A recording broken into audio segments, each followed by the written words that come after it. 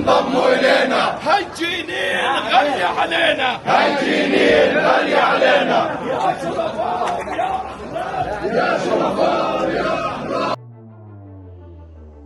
Tribuners, dunia saat ini sedang tidak baik-baik saja.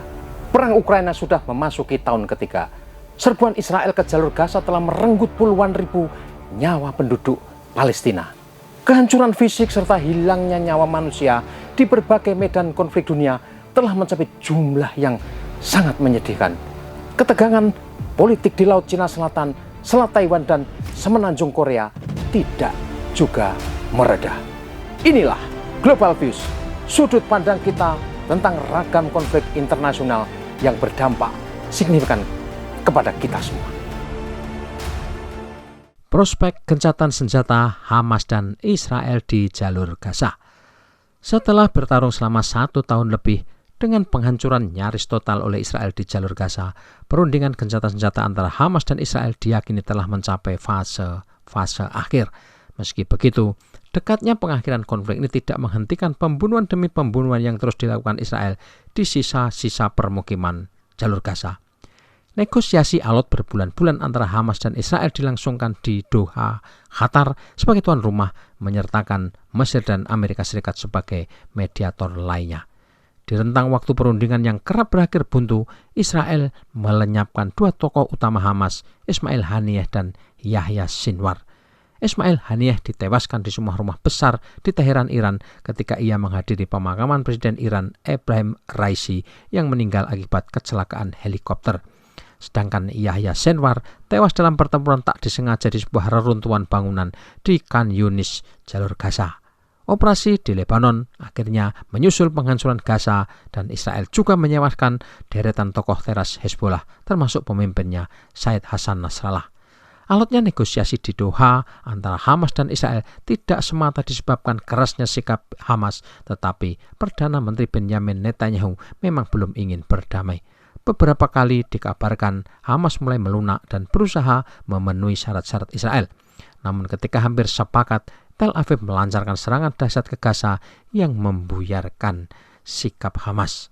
Pembunuhan Ismail Haniyeh di Teheran juga terjadi ketika putaran perundingan Hamas Israel di Kairo, Mesir hampir mencapai kesepakatan. Pada bulan September, Netanyahu yang dianggap sebagai biang kebuntuan perundingan pada menit-menit terakhir menggagalkan kesepakatan gencatan senjata yang dilaporkan hampir ditandatangani. Dokumen yang ia gunakan untuk membenarkan keputusannya membombardir Gaza kemudian ditemukan otoritas Israel dan ternyata telah dipalsukan. Sejak saat itu, Pengadilan Kriminal Internasional telah mengeluarkan surat perintah penangkapan bagi Netanyahu atas kejahatan perang dan kejahatan terhadap kemanusiaan di Gaza. Majelis Umum PBB juga mengeluarkan resolusi yang menyerukan gencatan senjata segera di Gaza dan menyatakan dukungan terhadap tugas-tugas Badan PBB untuk pengungsi Palestina yang dilarang beroperasi di Israel dan wilayah Palestina oleh Israel.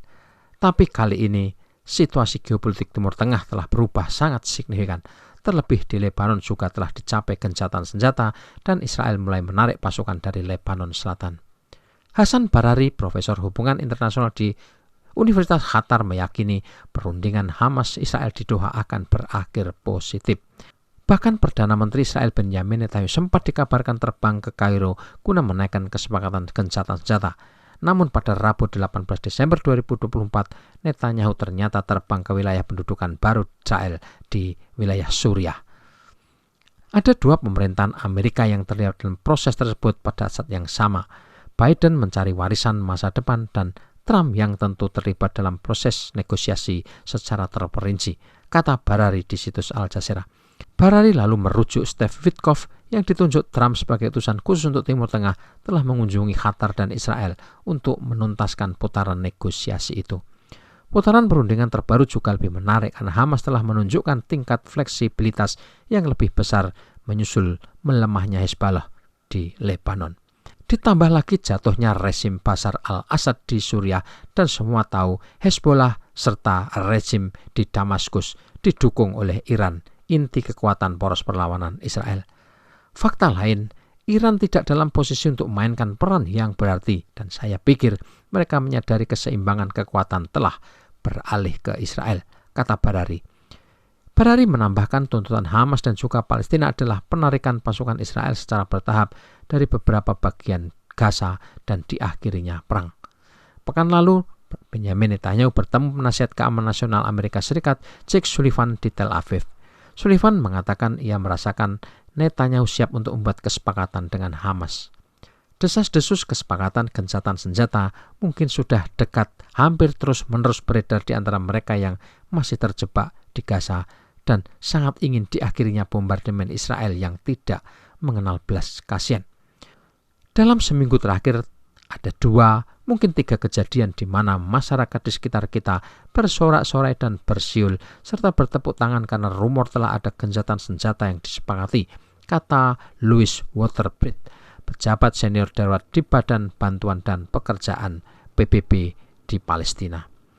Wilayah utara Gaza, terutama di Jabaliyah, masih dikepung Israel secara total dengan 65.000 hingga 75.000 warga Palestina terjebak di balik garis pengepungan. Menurut PBB, militer Israel telah mencegah bantuan untuk mencapai mereka. Pasukan Israel pada dasarnya telah memutus secara total akses Gaza utara dari selatan. Organisasi-organisasi bantuan internasional telah lama memperingatkan tentang kelaparan di Gaza dan banyak yang percaya hal itu terjadi di Gaza Utara. Lalu apakah perubahan terbaru sikap Benjamin Netanyahu ini karena tekanan internasional? Ini jelas tidak mungkin. Netanyahu bukan tipe tokoh yang bisa ditekan siapapun, termasuk Washington, jika menyangkut kepentingan Israel. Israel juga secara sengaja menyerang dan menembaki pasukan penjaga perdamaian PBB di Lebanon Selatan, menolak tuntutan PBB untuk menarik diri dari wilayah Palestina yang diduduki, dan mengklaim setiap kritik atas tindakannya bersifat antisemit, termasuk proses hukum terhadapnya di ICC dan kasus genosida yang diajukan terhadapnya oleh Afrika Selatan di Mahkamah Internasional. Pemimpin Israel itu melawan semua hukum internasional dan tekanan komunitas internasional ketika melancarkan serangan penghancuran terhadap aset militer Suriah setelah Bashar Assad jatuh. Di saat bersamaan, Israel bergerak cepat mencaplok wilayah tambahan di Suriah setelah menguasai penuh dataran tinggi Golan milik Israel. Netanyahu beralasan gerakannya ke Suriah bersifat sementara dan sebagai langkah mengamankan perbatasannya dari incaran kelompok penguasa baru di Damaskus. Apakah Netanyahu memperpanjang perang di Gaza untuk tujuannya sendiri? Hampir semua orang berpikir demikian karena kepentingan politik domestiknya. Keluarga tawanan Israel yang ditahan di Gaza, sekutu Netanyahu di dalam dan luar negeri, dan banyak lawan politiknya, semua menuduh Netanyahu memperpanjang perang di Gaza untuk menghindari akuntabilitas. Seperti tuduhan korupsi yang dihadapi Netanyahu di pengadilan di Tel Aviv, serta penyelidikan apapun atas dugaan aneka kegagalan operasi di Gaza. Jadi mengapa Netanyahu mulai menyetujui gencatan senjata dengan Hamas di Gaza? Faktor kuncinya, Netanyahu melihat sekarang adalah waktu yang tepat secara politik baginya. Secara politik domestik, persetujuannya akan beri citra positif bagi Netanyahu yang diserang kelompok oposisi. Netanyahu di suatu kesempatan bulan Agustus pernah mengatakan sedang menunggu kemenangan mutlak di semua front sebelum berdamai. Kehancuran Gaza, runtuhnya Hezbollah, jatuhnya Bashar Assad, dan terputusnya Iran dan Suriah dan Lebanon memberi momentum apa yang disebut Netanyahu sebagai kemenangan mutlak Israel. Dalam sebuah pidato hari Selasa 17 Desember 2024, Benjamin Netanyahu memuji runtuhnya apa yang ia gambarkan sebagai musuh regional poros kejahatan, yaitu Iran dan Bashar Assad. Kemenangan mutlak yang mereka ejek sudah dekat, kata Netanyahu. Apa yang dikatakan Netanyahu tidak sepenuhnya keliru. Keruntuhan kilat rezim Bashar Assad di Suriah memberi kesempatan Israel unggul di semua front perang yang tergelar. Apalagi pemimpin Hayat Tahrir al-Syam, Muhammad al-Julaini, sudah menyatakan Suriah tidak ingin ada perang baru dan tidak akan membuat front perang dengan Israel. Ini seperti mantra ajaib yang memperlihatkan kepada publik kelompok penentang Bashar Assad hanyalah kekuatan yang ingin merebut Damaskus dan tidak akan menolong rakyat Palestina. Lalu bagaimana dengan Hamas yang ditinggalkan sebagian besar para tokoh pentingnya serta kehilangan aset petempur dan peralatan perangnya selama setahun lebih peperangan? Dalam negosiasi terbaru di Mesir, perwakilan Hamas dilaporkan telah setuju pasukan Israel dapat tetap berada di Gaza. Pemerintah Qatar sudah pasti berkontribusi besar mendesak Hamas agar melunak, mengingat selama ini Doha adalah pendonor terbesar bagi Palestina dan tentu saja Hamas di Gaza. Sebelumnya, Hamas mengatakan penarikan penuh adalah bagian yang tidak dapat dinegosiasikan dari setiap gencatan senjata. Menurut laporan di Wall Street Journal, Hamas kini telah menerima pasukan Israel dapat tinggal di Gaza untuk sementara waktu. Mereka tetap berada di posisi berbenteng yang ada di sepanjang koridor Philadelphia yang mengendalikan akses antara Mesir dan Gaza. Kedua, koridor Netzarim yang memisahkan Gaza Utara dari selatan selama jeda pertempuran selama 60 hari. Surat kabar itu juga melaporkan berdasarkan kesepakatan prospektif tersebut, Hamas akan membebaskan 30 tawanan Israel. Sebagai balasannya, Israel akan membebaskan tahanan Palestina dan mengizinkan peningkatan aliran bantuan kemanusiaan ke Gaza. Badan-badan kemanusiaan telah berulang kali mengatakan Israel menghalangi bantuan memasuki Gaza, sesuatu yang selalu dibantah oleh Israel. Tribuners, dalam sebuah postingan di akun X, Benjamin Netanyahu penuh percaya diri mengatakan bisa mengubah Timur Tengah dan itu yang sedang terjadi saat ini. Kejatuhan rezim Bashar Assad menurutnya adalah tanda keruntuhan poros perlawanan dan Iran sedang kehilangan pijakan terbaiknya. Suriah sekarang tidak sama lagi dengan Suriah dulu.